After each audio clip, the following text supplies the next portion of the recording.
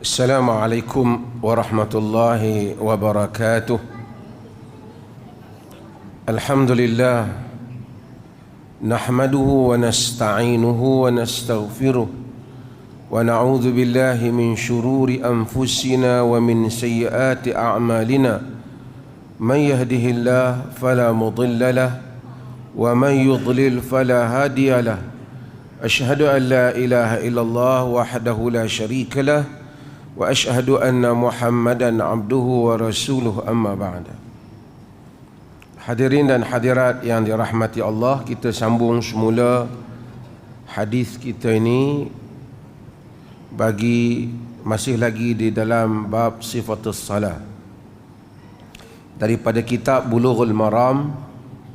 Hadis yang berikutnya ialah hadis Jabir.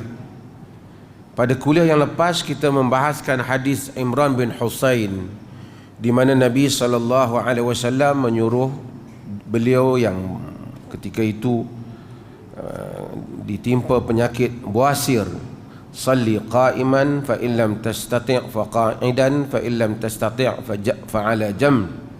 Kamu salat berdiri, kalau tak mampu duduk, kalau tak mampu di atas lambung kamu. Dan kita telah bahaskan hadis itu.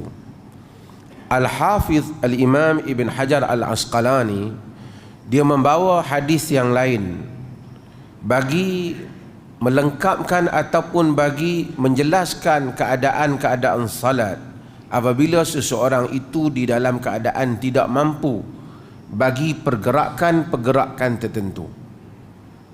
Hadis yang dibawa di sini ialah hadis Jabir, dan saya akan sebut tentang hadis Jabir ini dan kemudian perbahasan di kalangan para ulama mengenai hadis ini. Wa an Jabir radhiyallahu anhuma anna an-nabiy sallallahu alaihi wasallam qala li maridin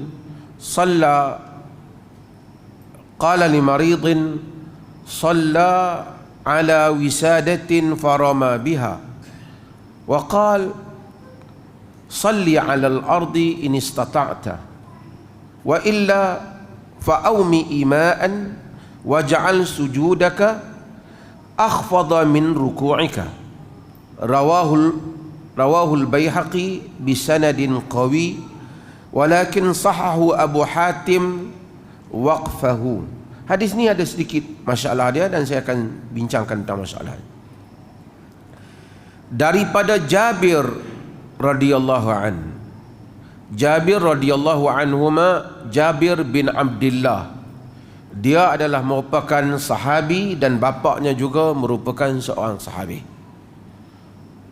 Jabir dalam riwayat ni kata, anna Nabiy sallallahu alaihi wasallam qala li maridin, Nabi kata kepada satu orang yang sakit, salla ala wisadah farama biha. Orang yang sakit ni dia salat di atas wisadah, dia solat di atas bantal lah, wisadah ni. Yang ni dia bila dia solat, dia nak sujud tu tak boleh, jadi dia bantal tu dia bagi tinggi ataupun dia angkat bantal tu supaya dia boleh sujud. Farama biha, dalam riwayat ni dia kata Nabi buang bantal tu. Nabi tak benar ada bantal tu, ada lapik nak sujud tu supaya tinggi tu tak dibenarkan. Kemudian waqal, Nabi kata salli 'alal ardi in istata'at. Kamu solat di atas bumi, yakni solat di atas lantai, in istata'ta, jika kamu mampu. Macam biasa kamu solat di atas, macam biasa jika kamu mampu, macam kita solatlah. Bila kita solat tak biasa, kita sujud seperti biasa, sujud di atas 7 anggota. Wa illa, jika tak boleh, fa'aumi ima'an, kamu bagi syarat, yakni kamu bagi isyarat, pergerakan kamu itu isyarat. Waj'al sujudaka akhfada min ruku'ika, kamu jadikan sujud kamu itu lebih rendah daripada rukuk kamu. Okey, kita dah faham makna umum hadis ni. Makna umum hadis. Hadis ni diriwayatkan oleh Al-Imam Al-Baihaqi di dalam As-Sunanul Kubra, dan Al-Baihaqi juga meriwayatkan di dalam kitabnya yang lain, iaitu Ma'rifatus Sunan wa Athar. Al-Baihaqi ni alim besar ulama hadis, meninggal lahir pada tahun 384 begitu, dan kemudian meninggal pada tahun 458 Hijrah. Dan dia daripada Baihaq. Baihaq ni dekat dengan kawasan sekarang ni. Baihaq ni di dalam Iran, di negara Iran. Kita tengok kawasan itu, kawasan Khurasan, kawasan Uzbekistan, kawasan-kawasan itu banyak tokoh, scholars hadis, banyak muhaddisun. Al-Bukhari pun daripada kawasan itu, Al-Imam Muslim daripada kawasan itu, Al-Imam Tirmidzi dari kawasan itu, An-Nasa'i juga dalam kawasan-kawasan itu, Ibnu Majah, dan semuanya tak berapa jauh daripada kawasan-kawasan yang berkenaan. Termasuklah Al-Imam Al-Baihaqi rahimahullah ta'ala. Dan Al-Baihaqi adalah di dalam mazhab Syafi'i. Al-Baihaqi, sehingga Al-Imam Az-Zahabi, tapi dia alim besar, kata Imam Zahabi, kalau Al-Baihaqi ingin mewujudkan mazhabnya sendiri, dia boleh. Kerana kitab As-Sunan Al-Kubra atau As-Sunan Kabir asalnya. As-Sunan Al-Kubra ialah kitab yang begitu punya kaya dengan ilmu fiqh. Dia susun hadis-hadisnya berdasarkan hukum hakam, isu-isu fiqh. Dan banyak fiqh yang diangkat itu berpihak pada mazhab Syafi'i. Dia cenderung untuk memperkukuhkan hujah-hujah dalam mazhab Syafi'i. Tapi himpunannya itu begitu hebat. Al-Imamul Baihaqi rahimahullahu ta'ala. Baihaqi itu Baihaq, nama tempatnya. Abu Bakr Al-Baihaqi. Al-Baihaqi meriwayatkan hadis ni dengan sanadnya. Abu Hatim kata dia tak bersetuju hadis ini dianggap marfu'.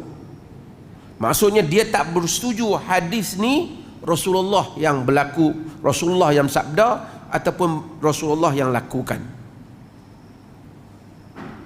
Kata dia hadis ni, riwayat ni, perkataan ni, cerita ni sekadar Jabir sahaja. Yakni Jabir yang melawat orang sakit tu, Jabir yang kata macam tu, bukan Nabi yang kata. Jadi tuan-tuan yang mungkin tak faham tentang disiplin ilmu ni, tuan-tuan akan tengok apa isunya. Isunya ialah dia tak sama antara perkataan sahabat dengan perkataan Nabi.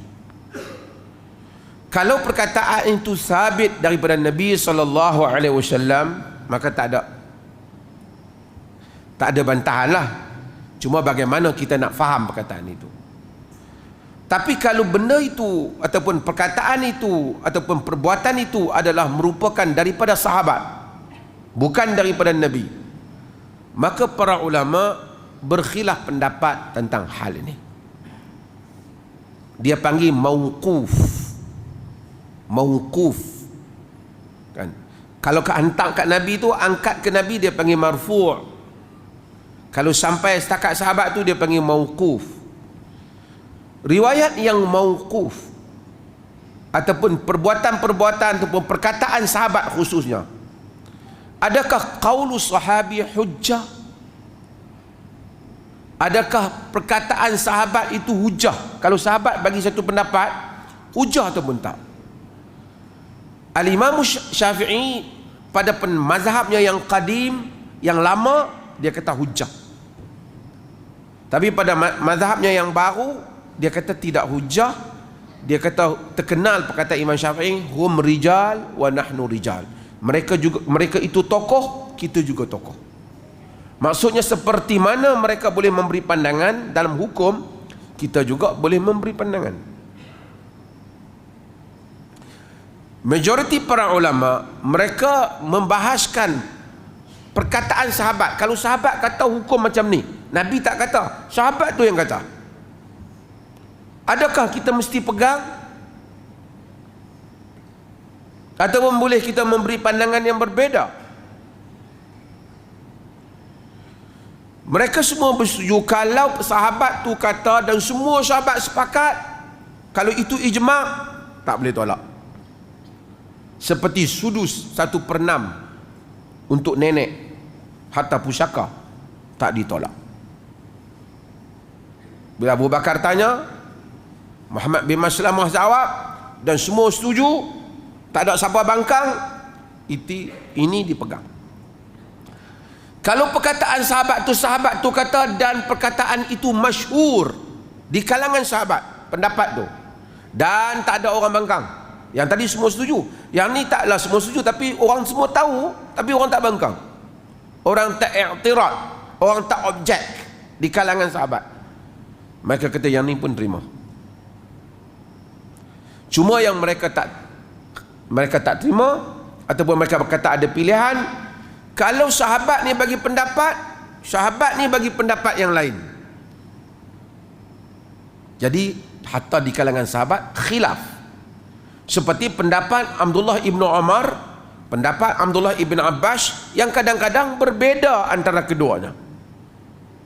Seperti ada pendapat Umar dan pendapat sahabat yang lain berbeza. Ada mazhab Umar, ada mazhab Ali. Yang ini ada pilihan. Ada pilihan.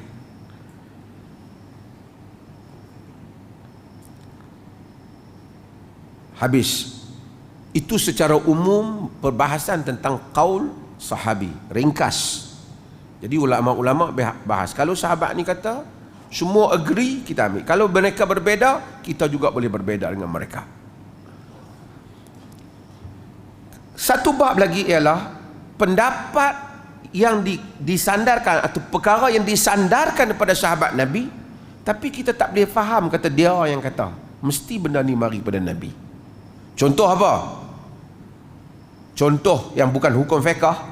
Contoh kalau sahabat menceritakan tentang sifat syurga, sifat neraka. Yang ni dia tak boleh nak fikir sendiri. Yang ni dia kena dengar daripada Nabi. Kalau walaupun dia tak kata Nabi kata, kita boleh faham benda ni diambil daripada Nabi SAW. Kalau sahabat cerita peristiwa-peristiwa lampau, nak kena tengok. Kerana orang seperti Abu Hurairah, kadang-kadang dia mengambil riwayat Israiliyat. Dia dengar daripada pendeta-pendeta Yahudi yang masuk Islam, dia dengar daripada mereka, kadang-kadang dia cerita balik. Dia tak kata Nabi kata. Sebahagian orang keliru kata dia ingat Nabi kata. Kerana sahabat ni dia suka ilmu.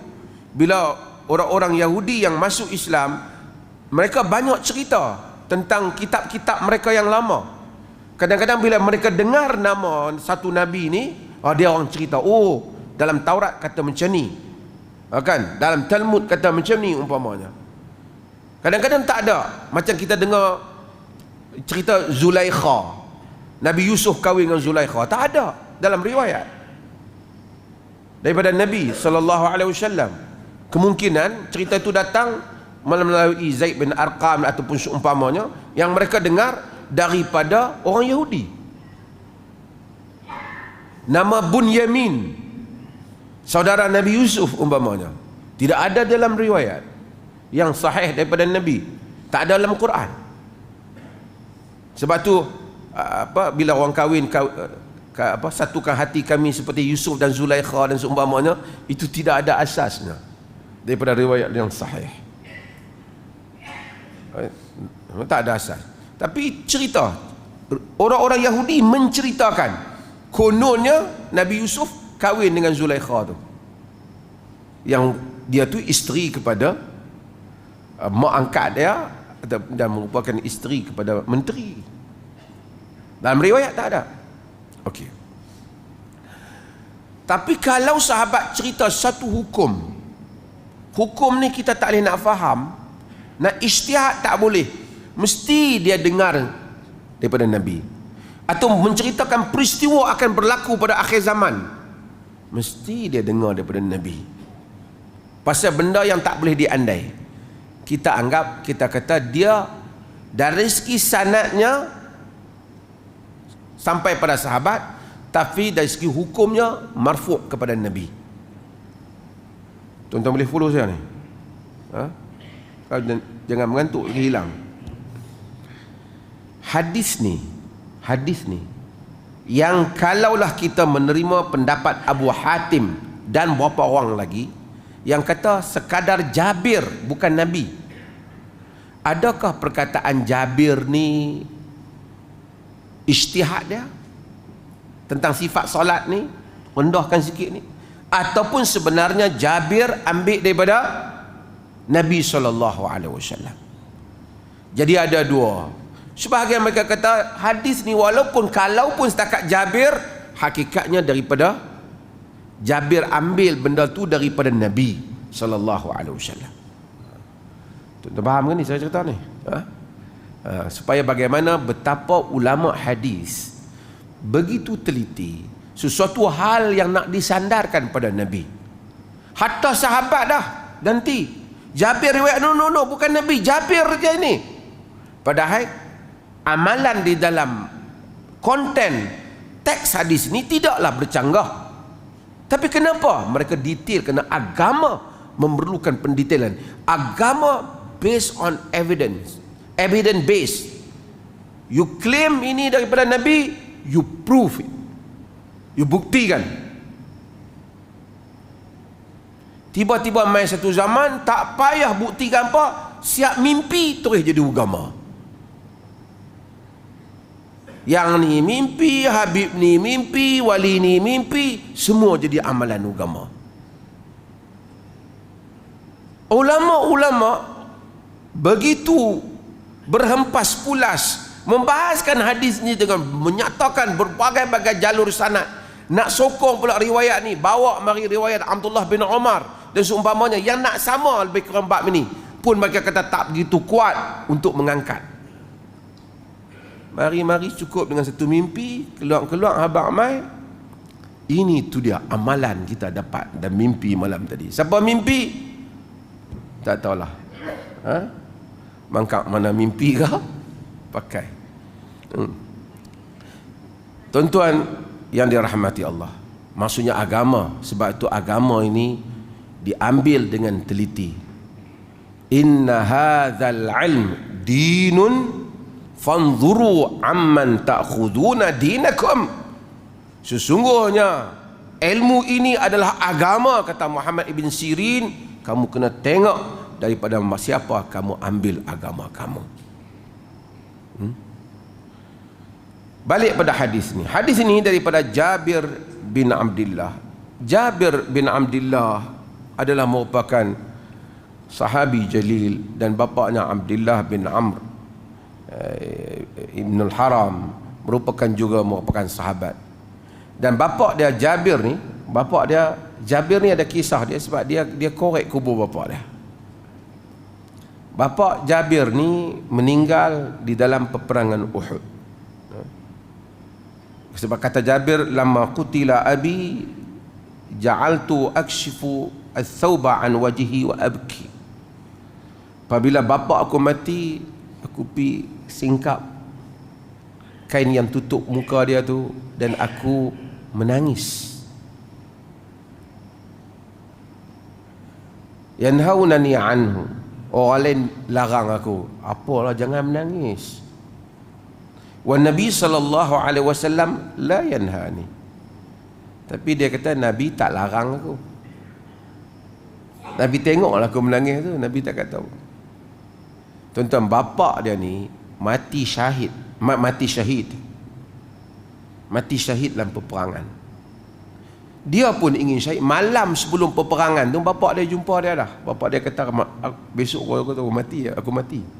Aku tinggal, tak ada siapa yang lebih baik, aku tinggal lebih daripada engkau. Tolong tengoklah, ada hal yang aku hutang, dan tolong tengok adik-adik kau. Bila bapak dia meninggal, dia menangis. Dia kata orang larang menangis. Tuan-tuan, sahabat yang imannya begitu besar, melihat Nabi dan bersama dengan Nabi sallallahu alaihi wasallam, menangis bila ada ahli keluarga yang mati. Apa yang boleh kita expect selain pada sahabat? Kita tengok rakyat Palestin menangis. Menangis. Tapi iman dalam dada mereka bagaikan gunung. Menangis, semua orang menangis. Kadang-kadang, tapi Nabi tak larang. Nabi menangis ketika meninggalnya Ibrahim, anak dia. Nabi menangis. Abdul Rahman bin Auf, dalam riwayat Bukhari dan selainnya, dia tengok Nabi menangis, dia kata, wa anta ya Rasulullah, kau pun menangis ke? Dia expect Nabi tak akan menangis lah, ini semua meninggal, akan pergi ke akhirat. Nabi menangis. Nabi kata, ya Ibn Auf, hadhihi rahmah. Wahai Ibnu Auf, wahai yani Abdul Rahman bin Auf, ini adalah rahmat. Allah jadikan kita insan, ada rasa kesian. Walaupun kita tahu dia mati menuju Allah, tapi kita menangis. Kerana kita berpisah dengannya, kita ingat dia. Innal aina tadma' wal qalba yahzan wala naqul illa ma yarda rabbuna wa inna bi firaqika ya Ibrahim la mahzunun. Nabi kata mata menangis, jantung hati duka cita, tapi kita tak akan sebut melainkan apa yang Allah redha. Sesungguhnya kami ini perpisahan denganmu wahai Ibrahim sangat menduka citakan.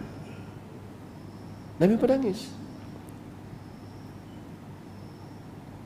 Orang-orang Palestin kita tengok menangis, tapi sentiasa inna lillahi wa inna Allahu akbar.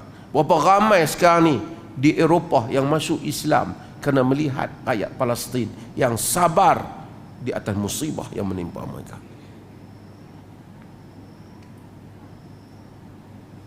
Orang-orang yang tak beriman, yang tak percaya pada Tuhan, tak percaya pada akhirat, tidak akan terbayang bagaimana kesabaran itu boleh berlaku. Mereka heran sehingga mereka baca Al-Quran. Bagaimana manusia boleh accept, dalam boleh menerima keadaan yang can cope, dia boleh dapat tahan keadaan yang seperti itu.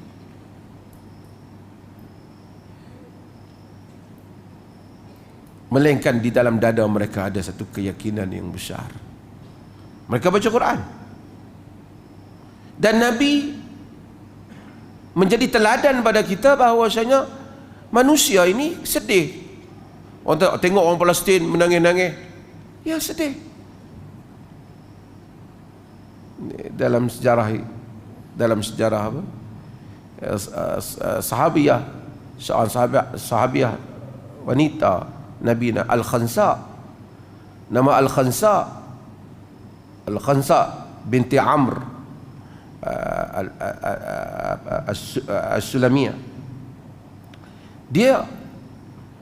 Dia ni terkenal dengan wanita yang cantik. Dia masuk Islam pada tahun 8 Hijrah. Cantik, fasihah, penyair, tapi penyair risa syair kesedihan. Ketika dia masuk Islam, semasa dia tak Islam lagi jahiliah, dia mengenang bapa dia yang mati dan dua saudara dia yang mati di dalam peperangan.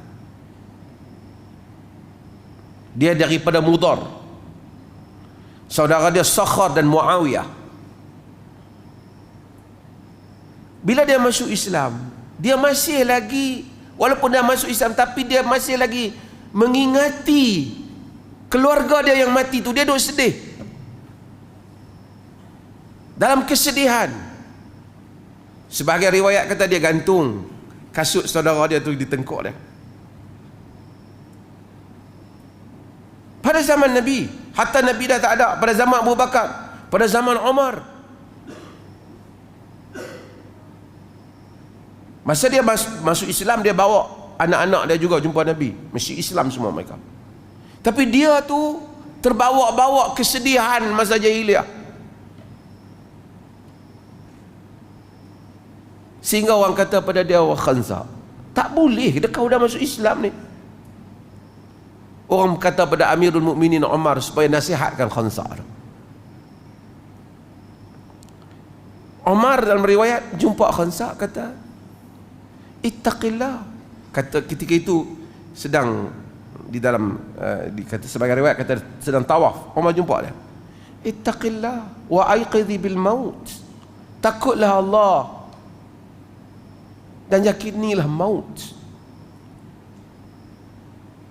Dia kata aku menangisi Mudhar. Dia kata tangis apa? Semua kaum tu dah tak ada dah. Umar pula kataan dia kata semua tu sebahagian masuk neraka. Dia kata kau tambahkan sedih aku lagi. Kau tambahkan kesedihan. Dia kata kau masih, Umar kata kau duk baca syair lagi, syair risa, syair yang sebut kesedihan ni. Dia kata aku masih buat syair. Dia buat syair, bukan tiru syair orang, dia syairah. Umar kata hati baca syair kau. Dia kata amin qadimiha atau min jadidi, min qadimihi atau min jadidi. Kau nak syair baru ke syair lama? Umar kata amin jadidi. Syair baru pun ada juga. Ingat kau syair jahiliah baru pun buat. Punya sedih. Dia baca syair mengingati saudara dia yang meninggal. Ahli riwayat sejarah kata apabila dia baca, Umar dengar, Umar menangis. Umar teringatkan kepada saudara Umar, Zaid bin Al-Khattab yang meninggal. Puisi kadang-kadang dia halus, ungkapan-ungkapan dia yang menarik, yang menyentuh perasaan. Jadi orang tengok Umar menangis, Umar diam.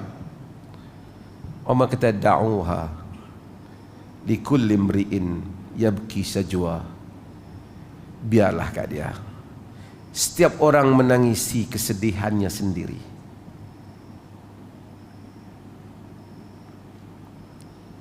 Kemudian katanya apabila Khansa jumpa Aisyah radhiyallahu anha, Aisyah kata pada Khansa, aku punya kesedihan lebih besar daripada kau punya kesedihan. Meninggal daripadaku Rasulullah, tu pun aku tak buat macam kau buat. Dia dapat yang itu baru dia berubah. Akhirnya dia hilang kesedihannya. Semua anak-anak dia dikerahkan jihad pada jalan Allah dan semua syahid pada jalan Allah. Tapi Islam, Nabi, kesantunannya melayani kehalusan perasaan manusia yang berbagai. Manusia ada masa sedih. Nabi tak setril, hang ni menangis-nangis, tak ingat mati ke? Tak ingat akhirat ke? Sahabat lain tak bagi. Yanhaunani anhu wan Nabi sallallahu alaihi wasallam la yanhani anhu. Mereka larang aku, Nabi tak larang. Nabi tahu manusia. Kadang-kadang kita ni sambil duk makan kacang, orang Palestin ni duk menangis. Nak buat macam mana? Dah syahid dah. Dia senang sambil duk tengok TV.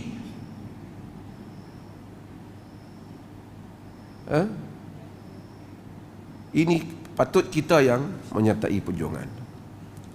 Balik kepada hadis ni. Hadis ni kita telah bahas sebahagian bab-bab di dalam hadis ni tentang merendahkan bagaimana isyarat di dalam solat.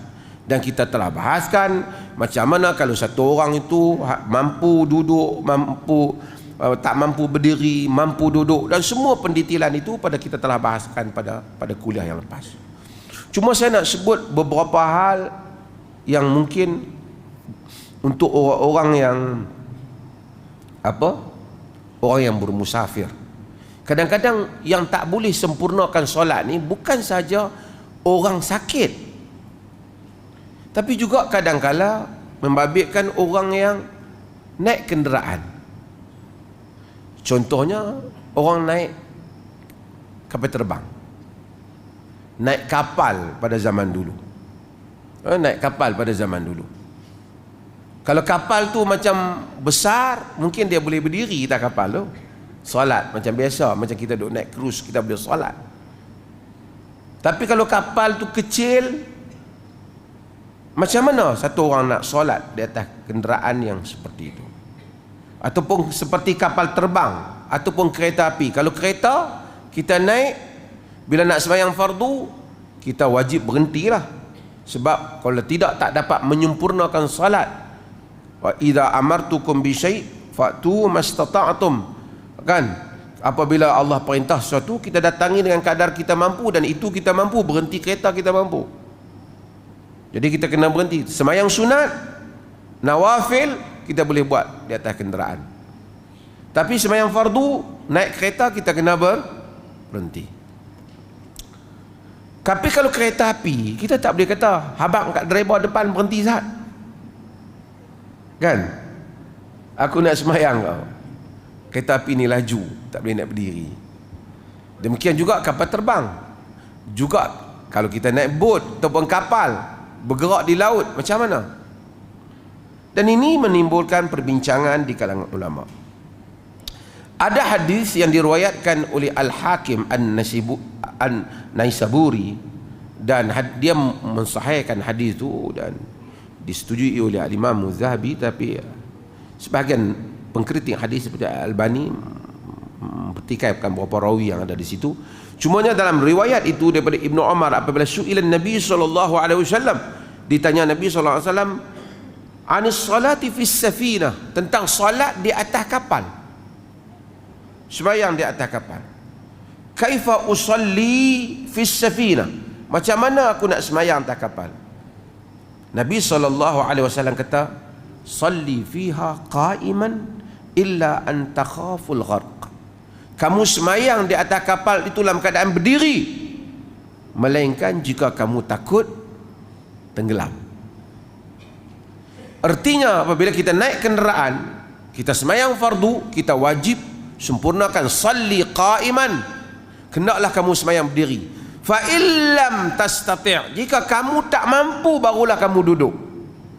Kalau kita naik kapal terbang tu ada tempat untuk kita solat berdiri.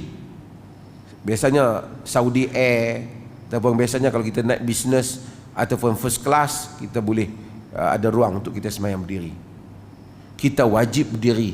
Kita tak boleh malah nak berdiri belakang, sembahyang di tempat duduk aku, tak boleh.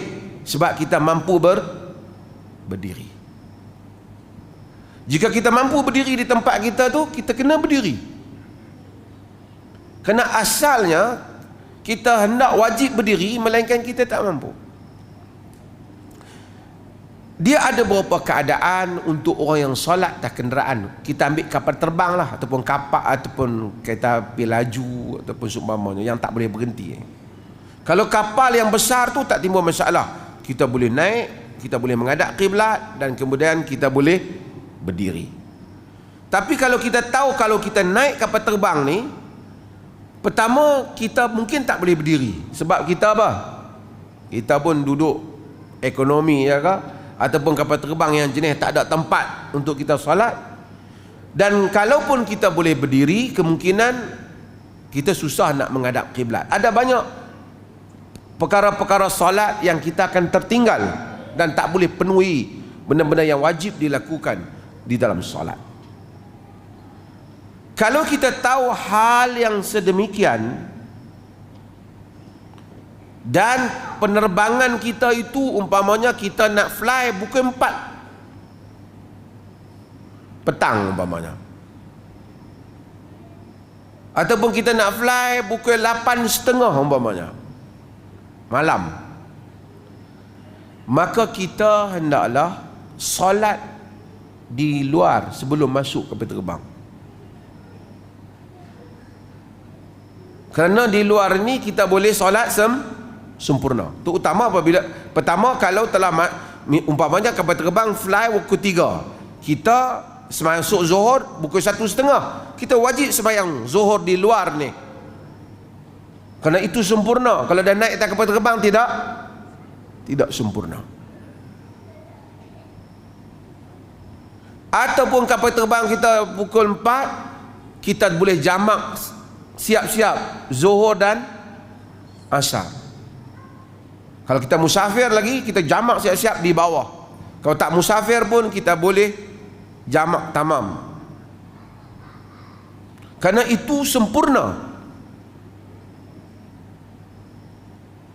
Di atas tidak sempurna. Tak boleh berdiri, tak boleh apa.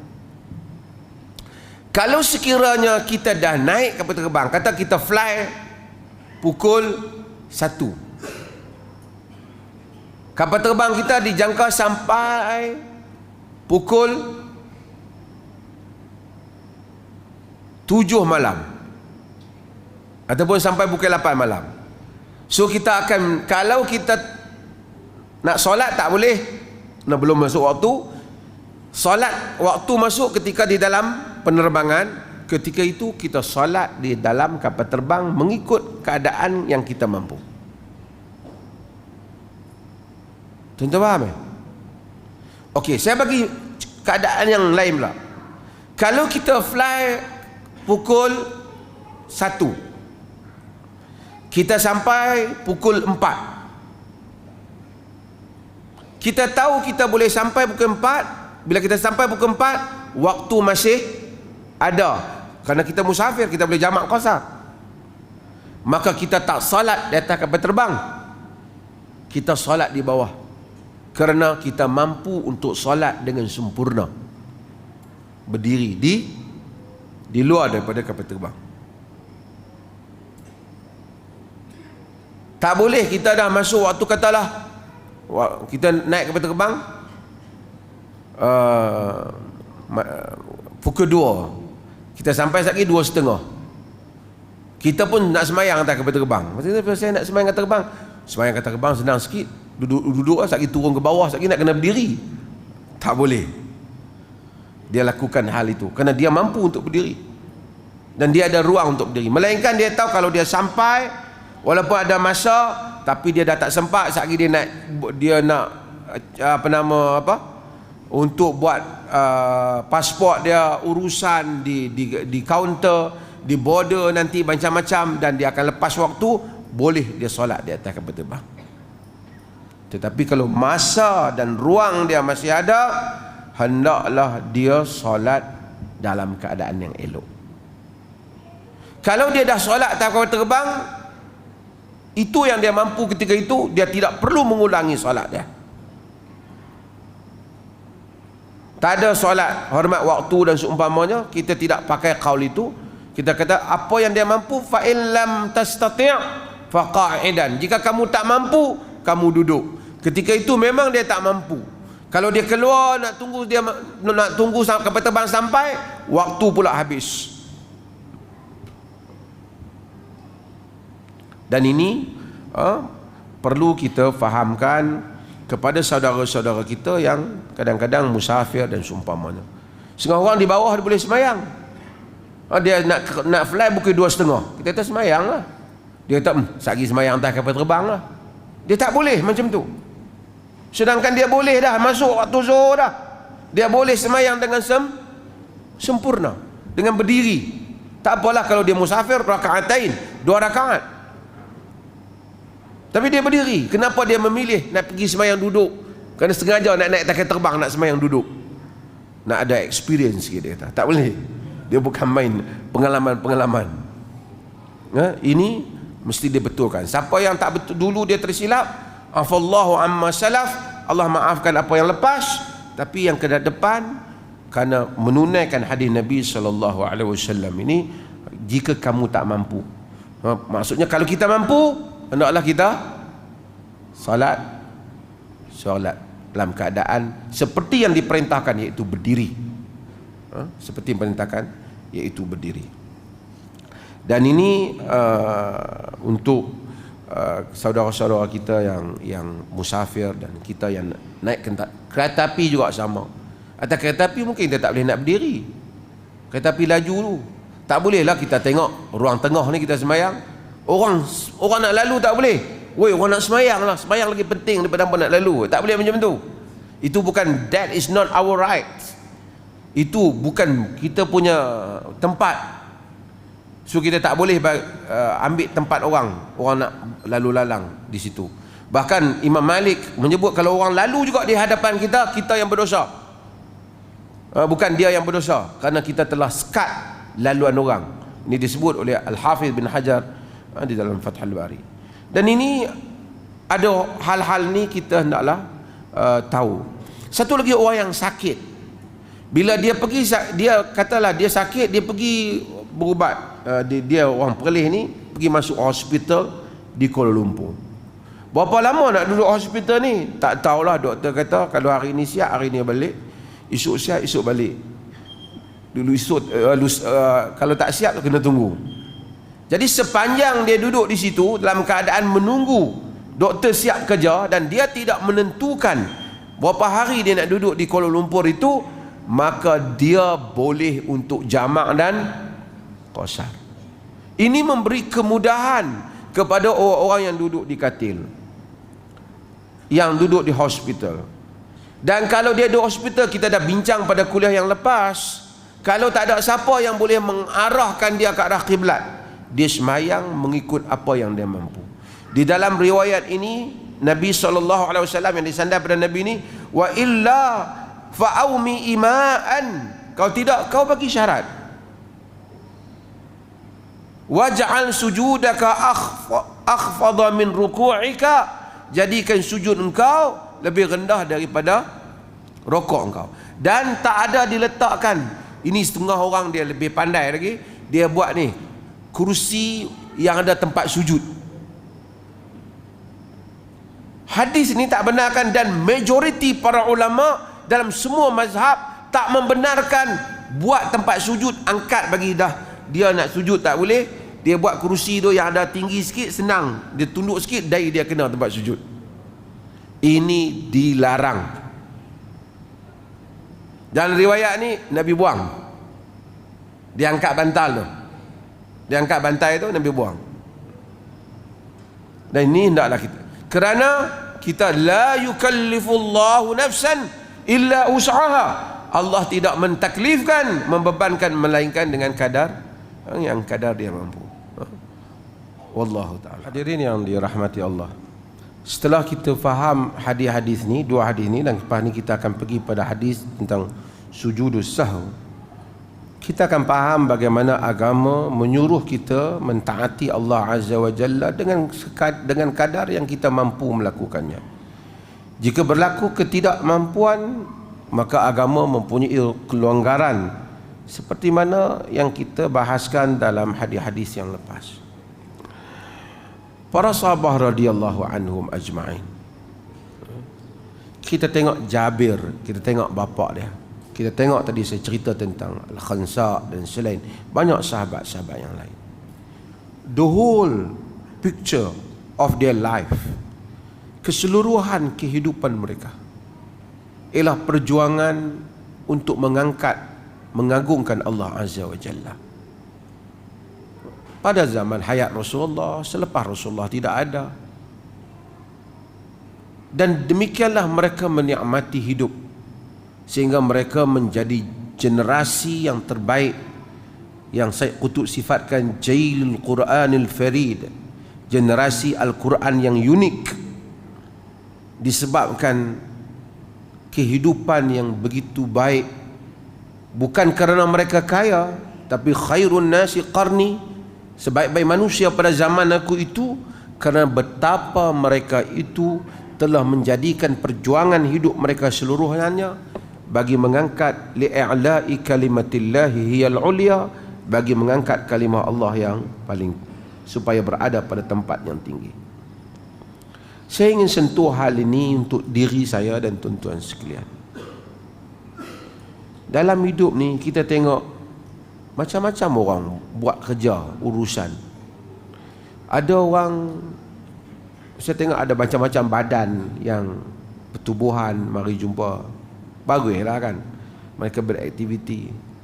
Ada grup untuk mempopularkan lagu-lagu 60-an. Ada grup untuk mempopularkan kereta tertentu. Ada grup macam-macam lah. Walaupun kita taklah kata salah, tetapi kalau itulah misi perjuangan dalam hidup, apa yang kita nak capai? Sekadar satu entertainment, satu hiburan kadang-kala bolehlah, tapi dia jangan jadi perjuangan. Nak menjadikan sesuatu sebagai perjuangan hidup, jadilah sesuatu yang besar yang boleh kita bawa pada akhir akhirat. Kadang-kadang saya tengok manusia ni berhempas pulas di dalam macam-macam organisasi, NGO lah, parti politik lah, macam-macam. Segala hartanya, segala masanya, segala buah pikirannya dia telah curahkan kepada benda tu. Ya rit, Arab kata, alangkah indahnya jika itu boleh dibawa ke akhirat. Kita juga sama. Kalau ada hal yang kita curahkan hidup kita habis-habisan dalam satu hal, bangun tidur kita memikirkannya, tiba-tiba pergi di sisi Allah tak ada apa pun, haba'an mansura, debu yang berterbangan. Di dunia dibelanjakan segala-galanya, diberi masa segala-galanya, segala hidupnya, waktunya, waktu tersenyum bersama keluarganya ataupun waktu indah bersama dengan sanak saudaranya dihabiskan untuk perjuangan itu. Bila dia mati tiba-tiba tak boleh bawa ke akhirat, rugi. Tuan-tuan, hebat mana orang berjuang pun, hari mati sahabat penuh cerita tentang dia. Bulan kedua tak ada dah, setahun kemudian tak ada, kemudian bila-bila orang ingat dia, bubuhlah nama jalan, nama bangunan. Datang orang lain, orang cakap pasal orang lain pula. Tuan-tuan ada jawatan, saya ada jawatan. Hari ini mungkin orang cakap lah, Tuan Mazhar Mufti yang sokong-sokong nak marah-marah, dia cakap lah. Habis masa hari mati mungkin nak marah pun korang marah. Oh, semua hak manhak baik orang puji. Habis pada tu habis. Melainkan amal wal baqiyatus salihat, melainkan amalan saleh yang kekal. Ada buku yang ditulis, yang dibaca oleh manusia, ada bahan ilmu yang disambung oleh manusia. Itu pun kalaulah benar kita buat sehingga seluruhan manusia memuji kita daripada hari kita mati sehingga kiamat, pun kita tidak boleh mendengar pujian mereka. Bukan boleh duduk dalam kubur aku nak tengok Facebook kata apa.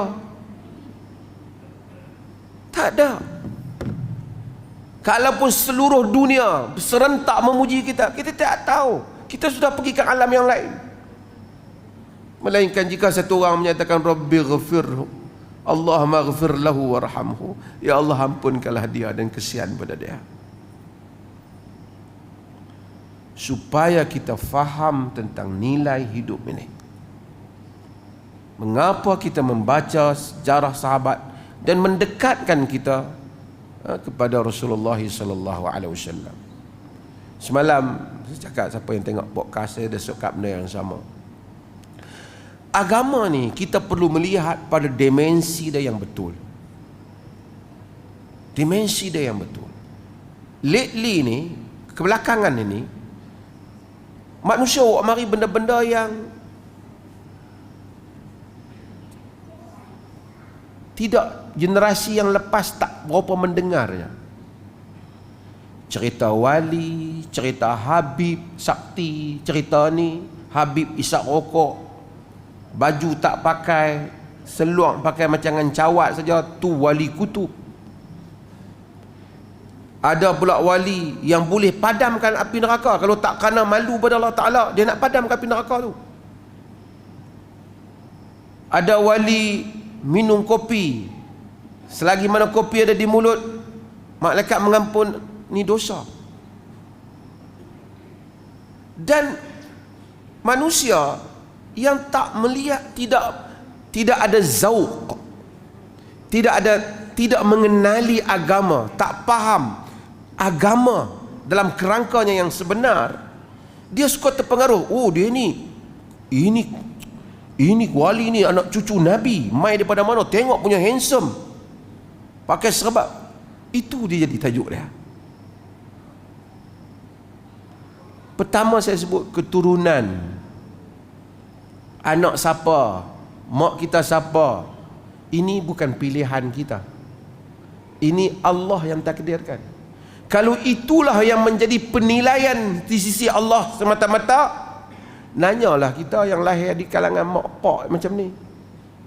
Bukan kita boleh buat pilihan, saya nak jadi anak cucu Nabi, ni kata nak jadi bini Nabi Nuh ke ataupun isteri Nabi Ibrahim ke. Islam datang letakkan asas ini bagi clear dalam fikiran kita. Inna akramakum indallahi atqakum.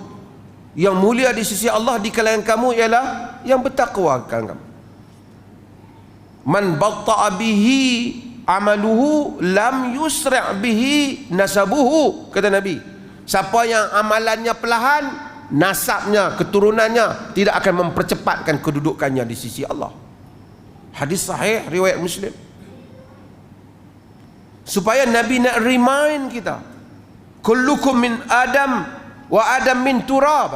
Semua kamu daripada Adam dan Adam daripada turab, daripada tanah.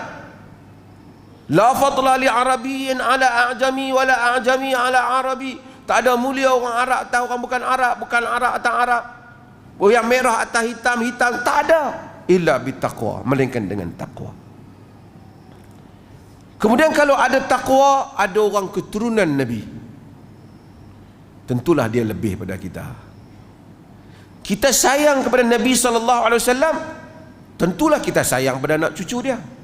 Mustahil kita sayang kat Nabi, kita benci anak cucu. Sahabat kita yang kita sayang, kita jumpa anak dia, oh anak sahabat saya ni, kita tolong dia. Dia kata, pakcik, saya nak minta kerja sikit. Oh, anak sekian-sekian, tak apa, mai, siap bagi. Kita dahulukan dia daripada anak orang lain.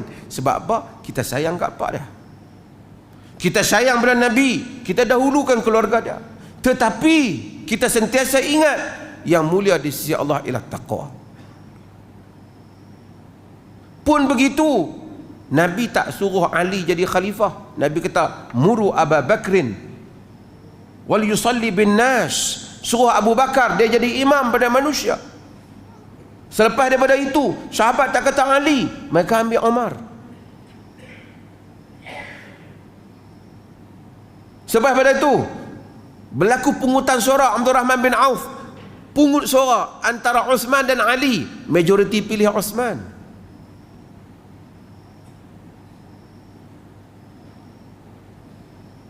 Al-Hasan, Al-Husain dan seterusnya dihormati, disayangi, tapi tidak dibuat cerita boleh padam api neraka dan semua. Tak ada cerita ni. Sahabat sayang kepada Ahlul Bait, kita juga sayang. Allahumma salli ala Muhammad wa ala ali Muhammad. Sayang pada keluarga Nabi, tapi berlebih-lebihan sekarang ni. Sehingga kan saya sebut mana tadi, saya sebut Ali Zainal Abidin. Ali, yakni Zainal Abidin itu Ali bin Al-Husain, pergi mana-mana tak mau bagi tahu dia family Nabi. Karena dia tak mau makan akala dirhaman wahidan biqarabati Rasulullah SAW. Dia tak mau makan disebabkan dia itu kerabat Rasulullah SAW. Aku bagi benda ni sebab hang keluarga Nabi, dia tak mau. Bahkan fiqh menyatakan keluarga Nabi ni, tuan-tuan ahli bait ni bukan saja keturunan Nabi, iaitu Ali dan Fatimah, isteri Nabi. Ayat dalam surah Al-Ahzab tu, innama yuridullah liyudhhiba ankumur rijsa ahlil bait. Allah ingin menyucikan kamu ahli bait. Ayat tu cakap pada isteri Nabi, wa qarna fi buyutikun wa la tabarrajna tabarrujal jahiliyatil ula. Kamu duduk di rumah kamu, jangan kamu bersolek seperti solekkan jahiliah yang pertama. Pada Allah tahu, ati'na Allah wa rasulahu, taat pada wa aqimna shalah wa atina zakah wa ati'na Allah wa rasulahu. Dirikan salat, bayar zakat, taat pada Allah dan Rasulnya. Innama yuridullah liyudhhiba ankumur rijsa ahlil bait. Allah mau untuk membersihkan kamu wahai ahlul bait. Tu ahlul bait, isteri Nabi, isteri-isteri Nabi. Pun begitu ketika peperangan Ali dan Aisyah, berlaku peperangan Ali dan Aisyah. Ali, Aisyah, Ahlul Bait. Ali, Ahli Bait. Keliru isu selepas daripada itu. Tak ada siapa. Aisyah kata, wahai Ali, aku dah mimpi Rasulullah kata kau salah. Padahal lebih penting, Aisyah tidur dengan Ali, Aisyah tidur dengan Nabi sallallahu alaihi wasallam. Sepanjang jadi isteri Nabi, Nabi sayang. Nabi menggaulinya sebagai isteri. Dia tak kata malam tadi aku mimpi jumpa Nabi, kau salah wahai Ali, kau perang aku. Ali tak kata, aku adalah bapa pada Hasan dan Husain, suami kepada Fatimah binti Rasulullah, aku mimpi, kau salah. Tapi mari ke belakangan ni cerita mimpi, cerita wali, sampai wali buat ghulu, melampaui batas. La taghlu fi dinikum, jangan kamu melampau pada agama kamu. Iyyakum wal ghulu, Nabi kata dalam hadis, jaga-jaga kamu jangan melampau. Fa innama ahlakal ladzina min qablikum al ghulu fid din, kerana yang merosakkan orang-orang sebelum daripada kamu melampau dalam beragama. Melampau. Orang suruh sayang Nabi, dia angkat Nabi sampai jadi Tuhan macam Nabi Isa alaihissalam.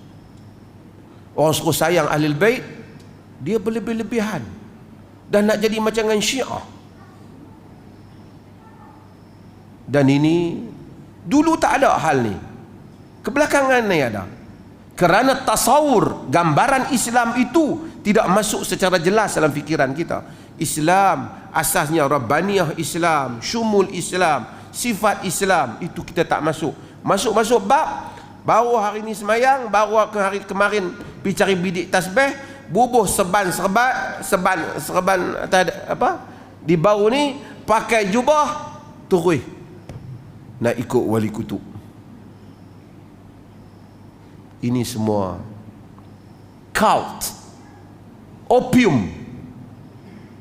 Dan di belakang ni semua ada toke yang kaya, semua ada kaya. So, ada toke yang buat duit, puji yang ni, tapi yang kutip duit orang lain.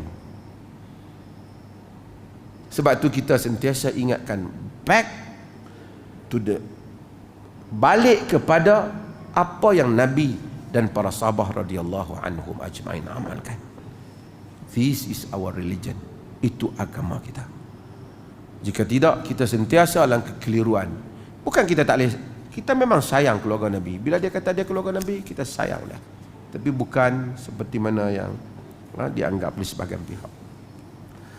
Wallahu ta'ala alam. Tuan-tuan ada soalan? Saya ada satu rakaman lagi.